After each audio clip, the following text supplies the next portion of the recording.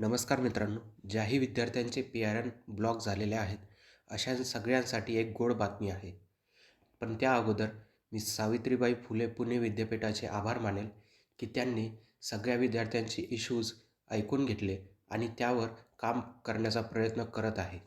आणि सोबतच त्या सगळ्या विद्यार्थ्यांचे आभार मानतो, ज्यांनी आंदोलनात सहभागी होऊन आपल्या सगळ्या विद्यार्थ्यांचे प्रश्न जे काही आहेत ते युनिव्हर्सिटीपुढे मांडण्याचा प्रयत्न केला आहे. 17 ऑक्टोबरला काय झाले हे मी तुम्हाला या व्हिडिओमध्ये सविस्तर सांगणार आहे.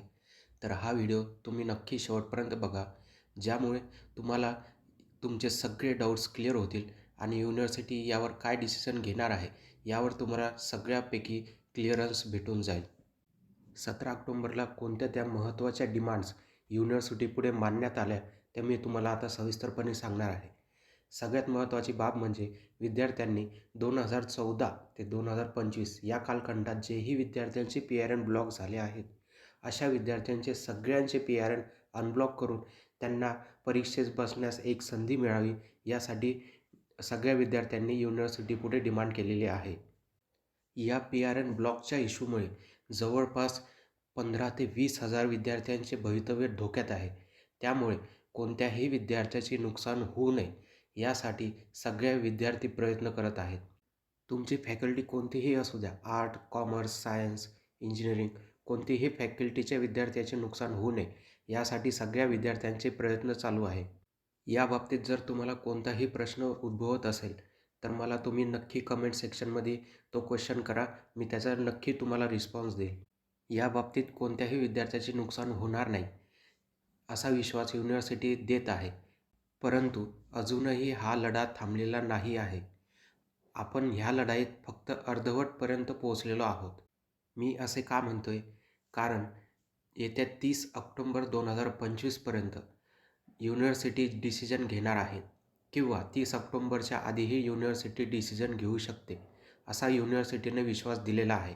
याबाबतीत ऑफिशियल सूचना युनिव्हर्सिटी स्वतःहून देईल किंवा तुमच्या कॉलेजपर्यंत ती माहिती पुरवेल. याबाबतीत युनिव्हर्सिटीने एक सर्क्युलरसुद्धा पब्लिश केला आहे. ते तुम्ही युनिव्हर्सिटीच्या वेबसाईटला जाऊन चेक करू शकता. पण तुम्हाला आता एक प्रश्न उद्भवला असेल की युनिव्हर्सिटी आपल्याला एक संधी देईल का? याबाबतीत युनिव्हर्सिटीचे डिसिजन असे आहे की आम्ही हे डिसिजन विद्यार्थ्यांच्या हिताबाबतीतच घेऊ आणि जवळपास कोणत्याही विद्यार्थ्याचे नुकसान होणार नाही याची आम्ही नक्की काळजी घेऊ, असे युनिव्हर्सिटीने विद्यार्थ्यांना सांगितलेले आहे. तर यासाठी आपल्याला थोडा वेट करावा लागेल 30 ऑक्टोबर 2025पर्यंतचा किंवा त्या अगोदरही डिसिजन युनिव्हर्सिटी घेऊ शकते. पण जर डिसिजन आपल्या फेवरमध्ये नसेल तर तसा आपण उरलेला अर्धवट लढा पुढे देणारच आहोत. तर तुमच्या सगळ्यांची साथ हवी आहे. जर डिसिजन आपल्या फेवरमध्ये नाही गेले तर आपण तसा लढा देण्याचा प्रयत्न करू. पण मला खात्री आहे की युनिव्हर्सिटी आपल्या सगळ्या विद्यार्थ्यांचे नुकसान होऊ देणार नाही.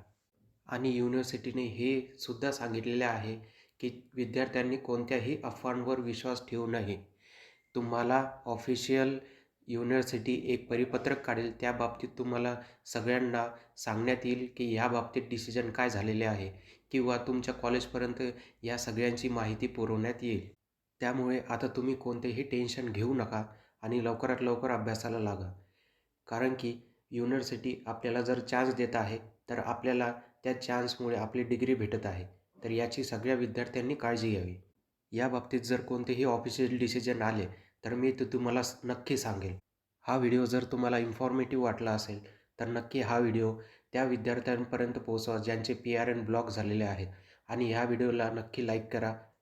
आणि माझ्याकडून तुम्हाला आणि तुमच्या परिवाराला दिवाळीच्या हार्दिक शुभेच्छा. हॅपी दिवाळी. धन्यवाद.